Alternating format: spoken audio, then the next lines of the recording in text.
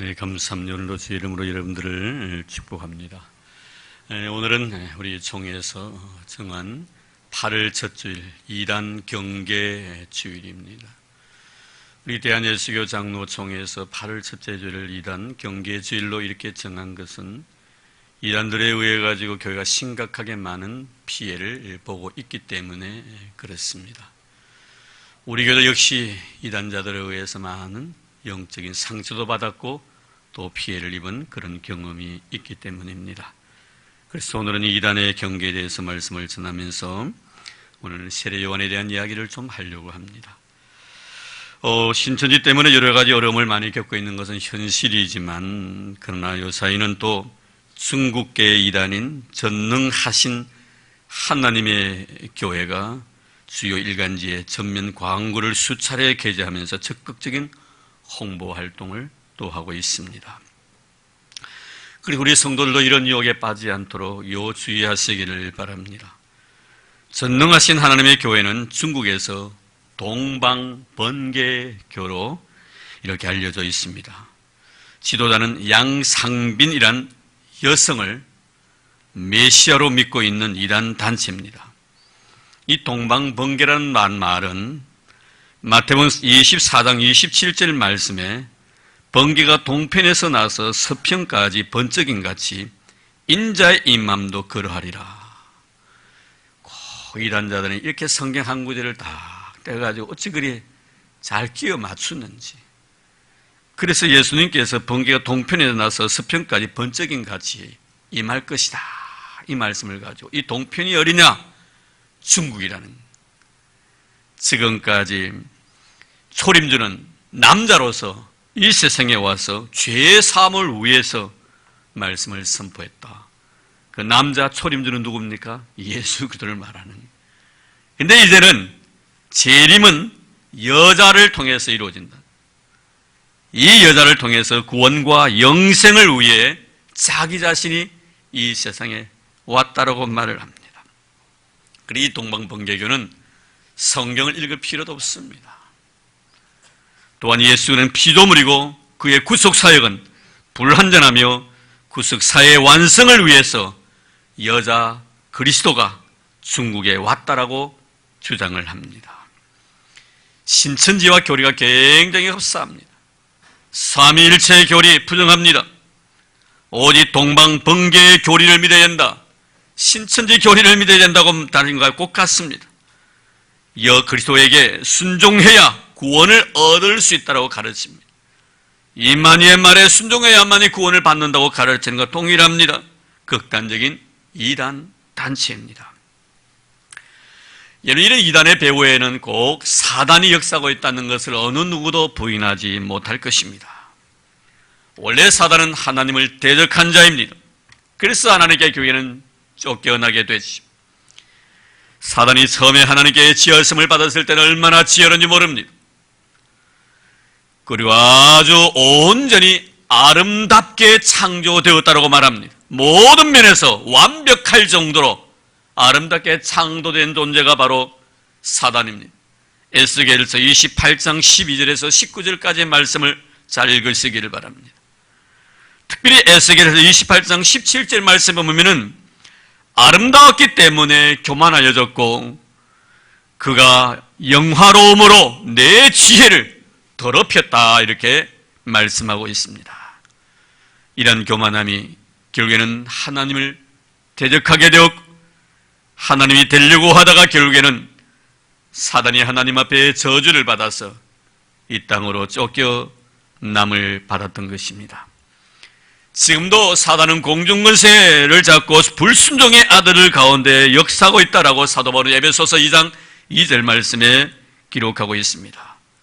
베드로 사도는 지금도 사단은 우는 사자와 같이 삼킬자를 찾아 두루 다니고 있다라고 말씀을 하고 있습니다. 불순종의 자식들에게 역사한다. 하나님의 말씀을 믿지 않는 자들에게 역사해서 결국은 그들을 자기 수와의 부하로 만든다는 것입니다. 그래서 사단이 하는 일 중에 큰 심의를 기울이는 큰 일이 무엇이냐면 바로 이단자를 생산해내는 것입니다. 왜 이단자를 생산해냈는가 하면은 이 이단자들이 교회에 침투해가지고 주님께서 피로 값주고 사신 하나님의 거룩한 교회를 사분오열시켜버립니다. 교회를 공중분해시키는 것이 이들의 목적이기 때문에 그런 것입니다. 예수 그들을 대적하기 위해서 주님께 피로 값주고 사는 이 교회를 대적합니다. 그래서 이들은 교만을 스스럼 없이 행동으로 옮깁니다. 자기 스스로가 심판주의니 자기 자신들이 스스로 재림주의니 보혜사이니 떵떵거리면서 예수님이 계셔야 될 그 자리를 자기들이 박차고 들어가서 예수님을 쫓아내고 자기가 그 자리에 앉아서 예수 노릇하는 자가 바로 이단자들이라는 것을 우리는 알아야 할 것입니다. 조금 시간이 지났습니다만 우리나라의 통계 보면은 기독교 유사 종교, 신흥 종교가 383개가 존재한다고 합니다. 그 중에서 자칭 하나님이라고 말하는 사람이 7명, 자칭 재림 예수 메시아라고 주장하는 사람이 29명이 우리 한국에 있습니다. 그 중에 문선명이도 그리고 임한이도 정명석이도 다 이곳에 포함되어져 있습니다. 다 재림 예수라고 자기가 보혜사라고 이긴 자라고 떵떵거리며 큰소리 칩니다. 신천지, 이 신천지가 뿌리를 두었던 정거 장막 성전, 지금도 신천지는 그 이름이 신천지 정거 장막 성전입니다. 그런데 정거 장막 성전에 이 시호인 홍종효라는 사람이 있는데 이 사람은 이런 말을 합니다. 한국에 자칭 예수라고 하는 사람은 많이 있지만 다 가짜백이고 자기가 진짜라는, 자기가 진짜라는.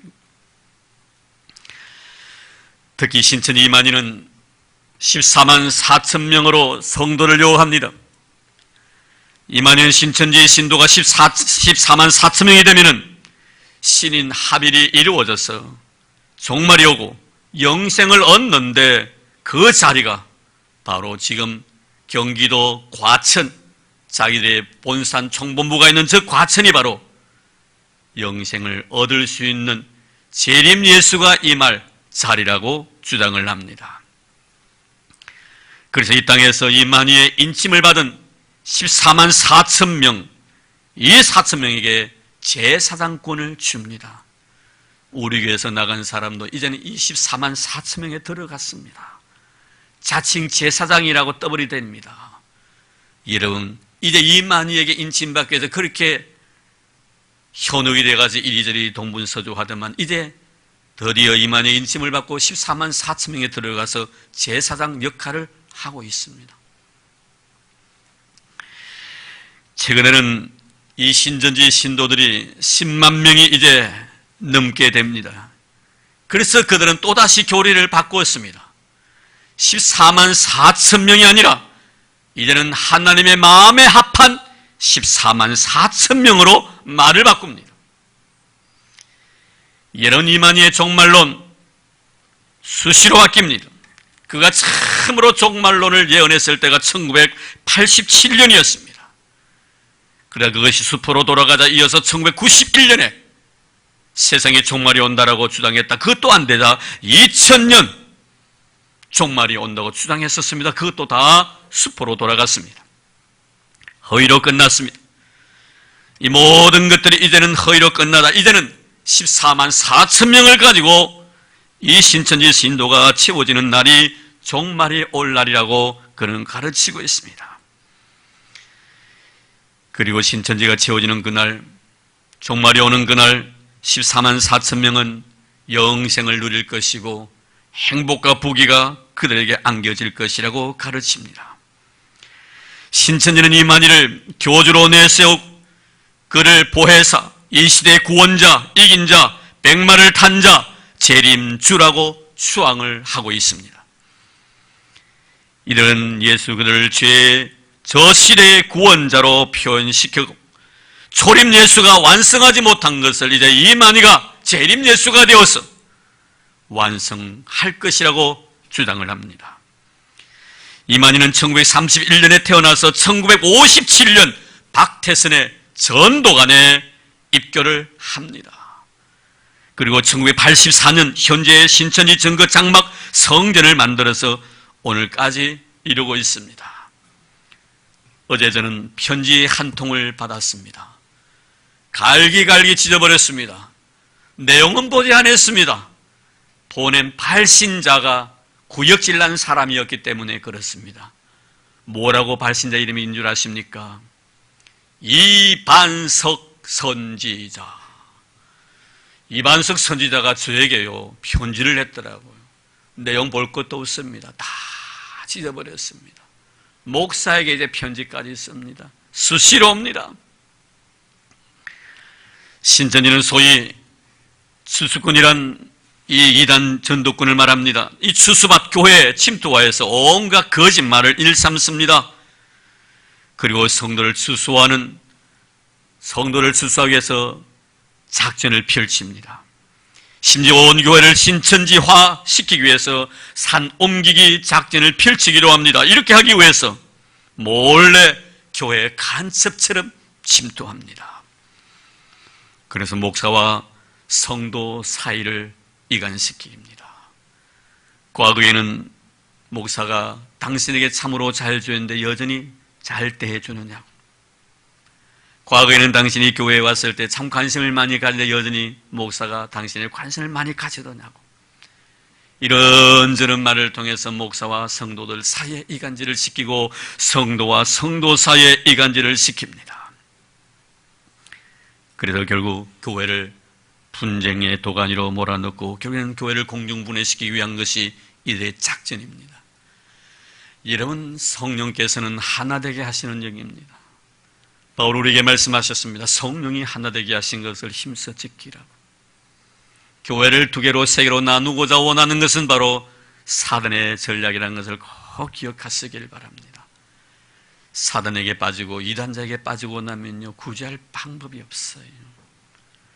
다른 죄를 짓는 것은 회개하고 하나님 앞에 돌아올 수 있는 방법이 있지만 이단에 빠진 자는 하나님께서 그들에게 특별한 은총이 아니면은 회개할 기회를 주시지 않는다는. 히브리서 6장 4절 6절 말씀을 읽어드리겠습니다. 한번 빛을 받고 하늘의 은사를 맛보고 성령의 참여한 바 되고 하나님의 선한 말씀과 내세의 능력을 맛보고도 타락한 자들은 다시 새롭게 하여 회개할 수 없나니 이는 그들이 하나님의 아들을 다시 십자가에 못 박아 드러내놓고 욕되게 함이라. 여기서 내세의 능력을 맛보고도 타락한 자들, 이 타락한 자들이란 것은 전적으로 하나님을 떠나서 불신앙의 상태에 떨어진 자를 말합니다. 그리고 다시 새롭게 하여 회개할 수 없나니 이것은 성령 회방제를 의미하는 것. 여러분, 이단자에 빠진 사람들, 이단자는 절대로 하나님께 그들의 회개할 기회를 주시지 않는다는 것이 성경의 가르침입니다. 여러분, 왜 사단이 하나님께 쫓겨나게 되었습니까? 그것은 그들의 교만의 죄 때문입니다. 이단자들의 특징이 뭡니까? 바로 교만하다는 거예요. 이단에 빠지게 되면 굉장히 교만해집니다. 여러분, 어떻습니까? 우리는 정말 내 마음에 하나님의 영이 있는 사람들은요, 나에 대해서 누가 칭찬 한마디 해도 그것이 참 듣기 거북스러워요. 그래서 뭐라고 합니까? 나는 그런 칭찬 받을 만한 짓도 못했는데요, 다 하나님의 은혜인데요, 이렇게 말을 합니다. 왜 그렇습니까? 여러분, 우리의 마음속에 예수 그리스도의 영이 있기 때문에 그런 거예요. 예수 그리스도의 영이 내 마음에 있는 사람은 절대로 교만하지 않습니다. 예수의 영은 겸손의 영이시기 때문에 그렇습니다. 그래서 예수를 잘 섬겼던 사람들의 신앙의 고백 보십시오. 어거스틴 같은 경우는 스스로 어려워지려고 하는 것 자체도 죄라고 단정 짓습니다. 나는 내 스스로 선하게 살아갈 수가 없다는 겁니다. 나는 내 스스로 어려워질 수도 없다는 것입니다. 그래서 사도 바울은 그의 고백을 통해서 나는 죄인 중에 괴수라고 고백을 합니다. 우리 예수님께서 우리에게 무익한 종의 비유를 말씀해 주십니다. 하루 종일 주인을 수고하고 애쓰고 정말 지친 몸을 이끌고 주인에게 왔을 때 오늘 수고했노라고 머리 쓰다듬으면서 등 턱턱 터질 때 뭐라고 말합니까? 무익한 종입니다. 마땅히 행해야 할 것을 행했을 뿐입니다. 칭찬받는 것 자체도 너무 부담스럽다는 것. 주님, 내가 무슨 칭찬받을 짓을 했습니까? 주님은 끝까지 이 말씀을 통해 우리가 겸손으로 시작했으면 끝까지 겸손을 상실하지 말라는 겁니다. 내 자신의 자리를 절대로 이탈하지 말라는 것입니다. 우린 종으로서 주를 위해서 살다가 주를 위해서 죽는 것입니다. 예수를 위해서 생명 걸어놓는 것이지 이만희를 위해서 생명 걸어놓는 것도 아닙니다. 우리는 처음부터 끝까지 겸손의 영을 상실하면 안 됩니다. 그래서 주님께서 우리에게 무익한 종의 비유의 말씀을 주신 것입니다. 그래서 저는 이 시간 이단 경계주의를 맞이하여서 세례 요한에 대해서 좀 말씀을 드리고 싶은 것은, 만약에 이단자들이 이 세례 요한의 영성을 가지고 있었더라면 이단으로 빠지지 아니했을 터인데 하는 그런 아쉬움이 내 마음에 남아있기 때문에 그렇습니다. 우리 성도들도 마찬가지입니다. 우리가 교만하면 쉽게 이단에 빠져버립니다. 아니, 내가 이단자가 되어버린다는 것을 알아야 합니다. 지난해입니까? 우리 교회가 이단으로 인해서 많이 힘들었을 때 권남계 전도사님, 신천지에 오래 수십 년 동안 몸담고 있던 사람이 자기 양심 선언을 하고 이제 크리스찬이 되었습니다. 그분을 모시고 우리가 1시간 말씀을 들었습니다. 많은 말씀을 해주셨지만 그 중에서 한 가지 제가 마음속에 새기고 있는 것은, 이단에 들어가게 되면 특징이 뭐냐면 영적으로 굉장히 교만해진다는 그런 이야기를 마음에 지금도 담고 있습니다. 여러분, 이만희 보십시오. 스스로 교만하여 자기 자신이 이긴 자라고 떵떵거립니다. 자기가 스스로 보혜사다고 말하고 있습니다. 백마를 탄 자라고 말합니다. 재림 예수라고 떵떵거리며 큰소리칩니다. 영적으로 보면 여러분 정신병자예요. 정신병자예요. 정신이 온전한 사람 같으면 이렇게 말할 수가 없는 것이죠. 지가 어떻게 하나님입니까, 여러분? 지가 어떻게 보혜사입니까, 여러분? 정신병이 들어도 이만저만 든 것이 아닙니다. 이 세상에 여러분 가장 교만한 집단이 어딘 줄 아십니까, 여러분? 정신병동에 가보면요, 교만한 사람들이 우글거립니다. 아마 지어낸 이야기겠죠. 정신병자 3사람이 서로 대화를 나눕니다. A라는 사람이 두 사람이 이렇게 말합니다.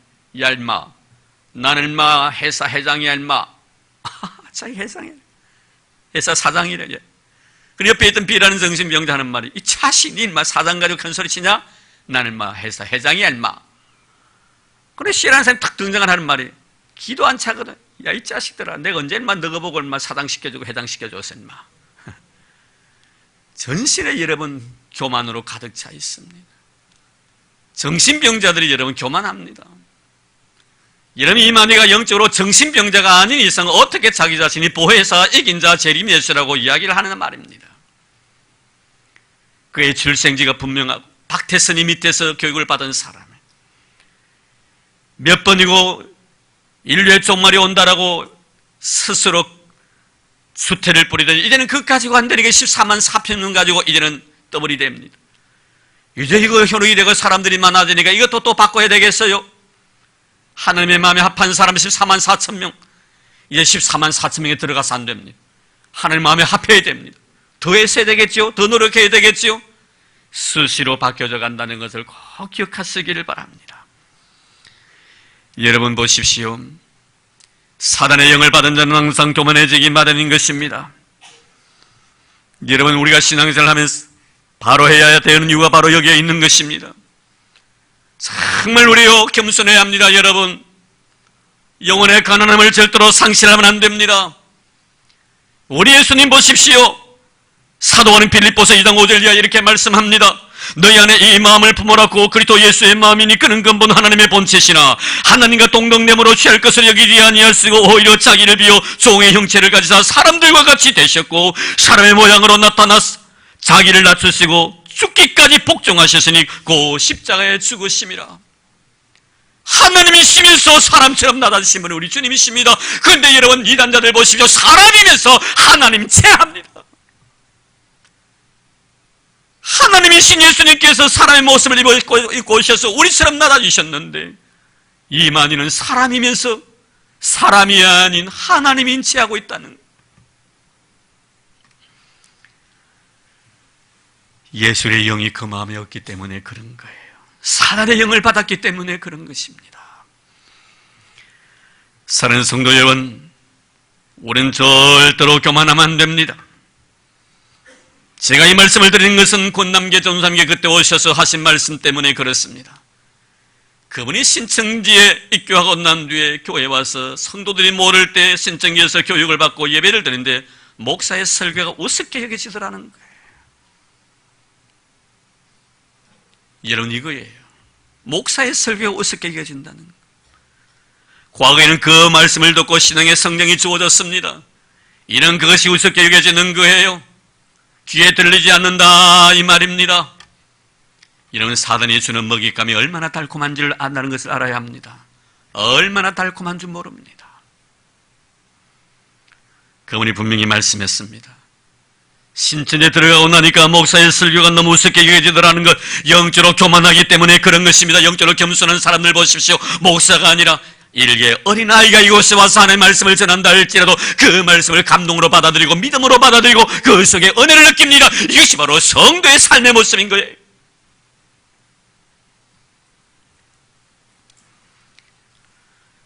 혹시나 여러분 곁에 어느 누가 여러분에 대해서 대단한 존재라고 지켜 세우는 자가 있습니까? 조심하기를 바랍니다. 사단이 그 삶을 통해 나를 미혹하고 있다는 것을 알아야 합니다. 사랑하는 성도 여러분, 오늘 본문에 나오는 세례요한 보십시오. 왜 예수님은 요한을 여자가 낳은 자 중에 가장 큰 자라고 소개하는, 여러분, 칭찬이라는 건 주님께서 나를 칭찬해 주셔야만이 그것이 칭찬입니다. 사람들이 나를 칭찬하는 것은 나를 구렁텅이에 빠뜨려 넣기 위한 하나의 작전이라는 것을 꼭 기억해야 합니다. 여러분, 사람이 겸손하면 어떤 유혹 속에서 넘어지지 않습니다. 그런데 참 사람이요, 겸손해지기가 힘든 거예요. 아무것도 없을 때는, 아무것도 모를 때는 모든 사람에게 배우려고 하고 머리를 숙입니다. 근데 없던 자가 가지게 되었고 모르는 것들이 배워지게 되면 생각이 달라집니다. 생각이 달라지는 거예요. 저는 가끔 목회를 하면서 그런 생각을 가져보곤 합니다. 하나님, 성경에 대한 지식이 참 모자람에 대해서 감사드립니다. 많이 배우지 못함에 대해서 감사드립니다. 많이 알지 못함에 대해서 하나님 참 고맙습니다. 더 많이 배울 수 있는 은혜를 주시옵소서. 모자람을 채울 수 있는 길이라면 어디든지 머리를 숙일 수 있게 해주옵소서. 글쎄요, 저도요, 이단자들처럼 하나님 앞에 은혜 많이 받았으면, 많은 은사를 받았으면 나도 그렇게 되었을는지도 몰라요. 가지지 아니함에 대해서, 못남에 대해서, 부족함에 대해서 얼마나 감사한. 여러분, 이만희 보십시오. 많은 이단자들 보십시오. 얼마나 많이 가졌습니까? 얼마나 많이 합니까? 그런 이름 어떻습니까? 이런 사람들이 모든 사람 앞에 자기 자신을 자랑하고 싶은 생각이 왜 없겠습니까? 내가 받은 은사를 자랑하고 싶은 생각이 왜 없겠냐 이 말이에요.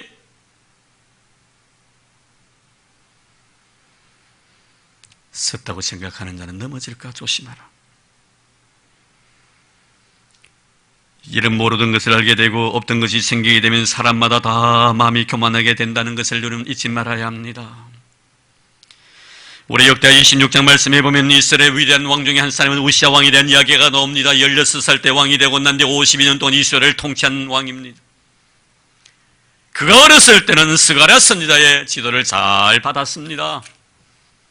이 선지의 지도를 받아서 하나님의 말씀대로 나를 다스렸더니 하나님이 얼마나 복을 주셨던지, 날로 날로 하나님의 은혜 속에서 나라가 부강해져 갑니다. 그러다가 이제 강력한 힘을 간직하고 있으니까 지난 시간 다 잊어버립니다. 마음에 교만하기 시작합니다. 왕으로서 못할 일이 어디 있나 이겁니다. 제사장이 해야 될 일을 왕의 권위를 가지고 하나님의 성전에 들어가서 분양하려고 합니다. 이때 아사라 제사장이 그 장면을 대제사장이 그 장면을 목격하고 젊은 제사장 80명을 갖다 동원시켜서 왕이 하고자 원하는 일을 제자시키라고 했습니다. 이 제사장들이 가가지고 왕이시여 그렇게 하면 안 됩니다. 그 분양은 아론의 후예들, 아론의 자손들만이 하도록 하나님의 법으로 정해 놓으셨습니다. 왕이시여 그것 하면 안 됩니다. 사람이 겸손하게 되면요 말을 참 잘 들어요. 누구의 말이든지 좀 잘 들어요. 그러나 교만하면요 말이 내 귀에 들어오지 않습니다. 남의 말 안 들으려고 합니다. 제 고집대로 살려고 해요. 제 멋대로 신앙생활을 하려고 해요. 왜 그런 줄 아십니까? 교만하기 때문에 그런 거예요. 제사장이 그러면 안 된다고 그렇게 말려도 제사장을 향하여 화를 팍 냅니다.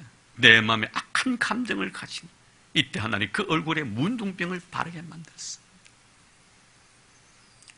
이런 이것입니다. 겸손할 때는 참으로 없었을 때는 약했을 때는 참 가난했고 겸손했는데 강력해지고 강성해지니까 겸손함이 아니라 교만하게 되더라는. 교만하게 되면요 남의 이야기 잘 귀 안 들어옵니다. 여러분 겸손하기를 바랍니다. 겸손하기를 바랍니다.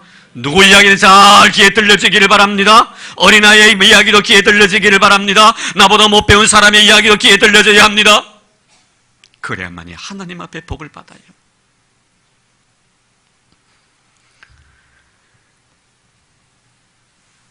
하나님께서 세례 요한을 이 세상에 보냈습니다. 오늘 25절 말씀 볼까요? 이에 요한의 제자 중에 한 유대인과 더불어 정결 예식에 대하여 변론이 되었더니 그들이 요한에게 가서 이르되 라삐어 선생님과 함께 요단강 저편에 있던 이 곧 선생님이 증언하시더니가 세례를 베풀며 사람들이 다 그에게로 가더이다. 정결 예식에 대해 유대인들과 세례 요한의 제자들 간에 변론이 벌어졌다. 무슨 뜻입니까? 인기 절정했던 이 세례 요한이 이제는 인기가 참 하락되는 거예요. 모든 사람들이 예수님께 몰려들기 시작하면 그랬더니 유대인들이 비아냥거리면서 뭐라고 말합니까? 이제 당신들의 거룩의 시대는 끝이 났어. 별 볼 일 없어 이 말이에요. 그랬더니 어떻습니까? 요한이 뭐라고 말합니까? 27절 보내 요한이 대답하여 이르되 만일 하늘에서 주신 바 아니면 사람이 아무것도 받을 수 없느니라. 그분에게 사람들이 가냐? 이상스럽게 생각하지 말라. 하나님께서 그분을 이 세상에 보내신 분이야. 여러분 정말 이단자들이 이 세례 요한의 이 아름다운 신앙의 고백을 조금이라도 귀를 기울였더라면 그들은 이단자가 되지 않았을 것입니다. 세례 요한 보십시오. 무슨 말입니까? 하나님께 나에게 주신 은혜에 대해서 소중함을 느끼는 거예요. 나는 그분을 위해서 육계를 먼저 보내심을 받아서 그분이 걸어가야 될 길을 평탄하게 만들기 위한 광야의 길로 이 세상에 보내심을 받았다. 내 사명은 여기까지다. 예수를 소개시켜주는 거기까지다 이 말이에요. 나는 당시에 물로 세례를 주지만 내 뒤에 오시는 분은 불과 성령으로 여러분의 세례를 줄 것입니다. 보라 세상 죄를 지고 가는 하나님의 어린 양입니다. 나에게 주신 은혜를 갖다가 소중히 여길 줄 아는 자입니다. 여러분 은혜를 소중히 여길 줄 아는 자들의 모습은 뭡니까? 이 은혜를 받을 만한 자격이 없음에도 불구하고 나에게 은혜 주심에 대한 고마움이 마음속에 있는 자가 은혜를 소중히 여기는 자입니다. 어떤 자가 이런 은혜를 갖다가 소중히 여기지 않습니까? 왜 나에게는 이것밖에 주지 않습니까? 더 높아지고 싶습니다. 더 대단한 자가 되고 싶습니다. 더 인정받고 되는 자가 되고 싶습니다. 내가 더 높은 자리에 앉고 싶습니다. 5달란트, 2달란트 받은 자 보십시오. 주신 은혜에 대해서 고마움입니다. 1달란트 받은 자 보십시오. 은혜에 대한 소중함을 알지 못하는 자입니다. 이만희, 박태선이, 문선명이 모든 사람들은 하나님 앞에 엄청난 은혜를 입은 사람들인데 이 은혜에 대한 소중함을 알지 못했기 때문에 결국 이단자가 되어버렸다는 거예요.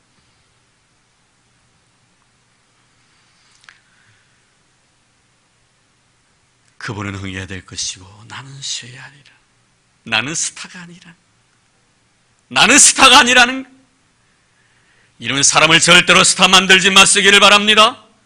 나는 우리 교회가 이토록 좋은 것은 우리 교회에 아무런 스타가 없다는 거예요. 오늘 한국의 위기상이 뭡니까? 사람을 스타로 만들어 갑니다. 물론 내 자신이 스타라고 생각하는 것은 엄청난 교만한 행위지만 자칫 잘못하면 우리가 서탈을 갖다가 만들어서 하나님 앞에 책망받을 수 있다는 것을 절대로 놓쳐서는 안 됩니다. 사도행전 12장 말씀을 보십시오. 헤롯은 그 나라의 왕입니다. 왕이 된 것만 해도 스타가 아닙니까? 그런데 헤롯을 슈퍼스타로 만들어버린 사람이 누굽니까? 바로 청중들이었습니다. 1장 연설을 했을 때 뭐라고 말합니까? 왕이시여 당신의 소리는 신의 소리입니다. 사람들이 그렇게 만드는 거예요. 여러분, 누가 내 곁에 와서 당신은 대단한 신앙인입니다, 당신이 가진 은사는 다른 사람이 주시 않은 은사입니다, 특별한 은사입니다, 이런 말로 여러분을 꼬시킨다면 그들은 분명히 여러분을 스타로 만들기 위한 작전을 지금 펼치고 있다는 것을 잊지 마시기 바랍니다. 넘어집니다. 교만해집니다. 예수를 짓밟고 그 자리에 제가 서려고 합니다. 은혜 주신 분은 뒷전이고 은혜 받은 내가 모든 것을 챙기려고 합니다. 세례요한 보십시오. 지금으로 말하면 스타 중에 스타가 될 수가 있을 것입니다. 그러나 세례요한 뭐라고 말합니까? 그는 흥해야 되겠고 나는 쉬어야 하리라. 나는 스타로 이 세상에 온 것이 아니라 예수를 스타시키기 위해서, 만들기 위해, 그분을 슈퍼스타로 만들기 위해서 내가 이 세상에 왔다는 것. 그래서 뭐라고 말합니까? 그 다음 말씀 볼까요? 28절 보세요. 내가 말한 바 나는 그리스도가 아니요 그의 앞에 보내심을 받은 자라고 한 것을 증언할 자는 너희니라. 이제 예수에 대한 증인들이 너희가 되어야 된다. 나는 그리스도가 아니라. 세례요한이 여러분 모든 사람들 앞에서 그리스도가 아니라고 자기 스스로 이야기를 했습니다. 그런데 오늘날 그리스도가 얼마나 많은지 한국에 29명이나 있습니다. 지금은 더 많을 거예요. 이만희, 문선명이, 박태선이 다 스스로 슈퍼스타가 돼버려. 이런 뭘 스타라 한 줄 아십니까? 스스로 타락한 자가 스타예요. 스스로 타락한 자가. 다른 게 스타가 아니에요, 여러분.